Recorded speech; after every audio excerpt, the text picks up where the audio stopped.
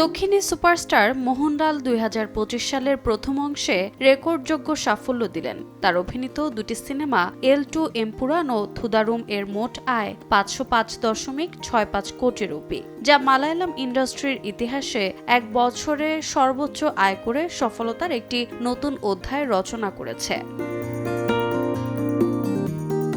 ২৭ March মুক্তি পাওয়া এল2 এম্পুরানের কাহিনী ছিল গুজরাট দাঙ্গা আর রাজনৈতিক চক্রান্তের প্রেক্ষাপটে এক থ্রিলার কাহিনী। এই থ্রিলার দর্শকদের শুধু টানেইনি, তার ভেতরে ঢুকে পড়েছে। ১০ দিনে আয় ২৫০ কোটি, শেষমেশ আয় দাঁড়ায় ২৬৮ কোটি রুপি।